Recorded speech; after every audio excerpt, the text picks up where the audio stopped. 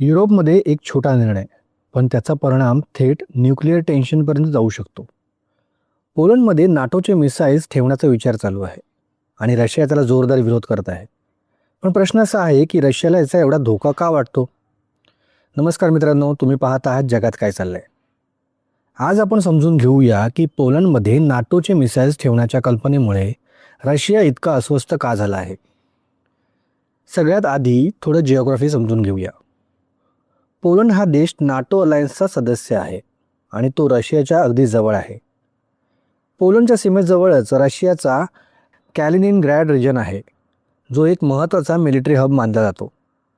आता नाटो काही काळापासून मिसाईल डिफेन्स सिस्टीम आणि स्ट्रॅटेजिक वेपन्स पूर्व युरोपमध्ये तैनात करण्याचा विचार करत आहे. त्यामागचं नाटोचं म्हणणं असं आहे की सिस्टीम डिफेन्सिव्ह आहेत, म्हणजे संभाव्य हल्ल्यांपासून युरोपचे संरक्षण करण्यासाठी.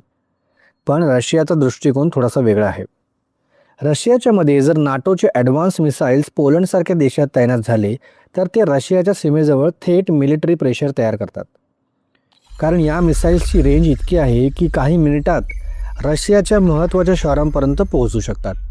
त्यामुळे रशियाला असं वाटतं की हे फक्त डिफेन्स सिस्टीम नाही, तर स्ट्रॅटेजिक ॲडव्हान्टेज निर्माण करण्याचा प्रयत्न आहे. हा वाद नवीन नाही, कारण कोल्ड वॉर संपल्यानंतर सुद्धा रशिया सतत एक गोष्ट सांगत आला आहे: नाटो एक्सपान्शन पूर्वेकडे खूप वाढत आहे.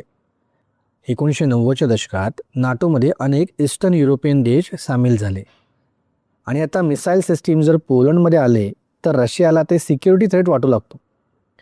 म्हणूनच रशिया अनेक वेळा इशारा देतो की अशा डिप्लॉयमेंट्समुळे युरोपियन सिक्युरिटी बॅलन्स बदलू शकतो.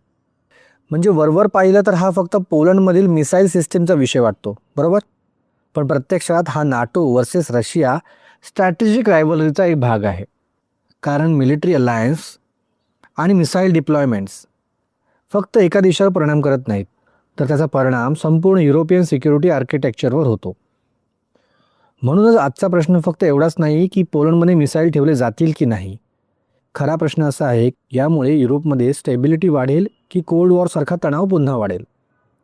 तुम्हाला काय वाटतं? पोलंडमध्ये नाटोचे मिसाईल तैनात झाले तर युरोपमध्ये सुरक्षा वाढेल की तणाव वाढेल? कमेंटमध्ये नक्की सांगा आणि पहा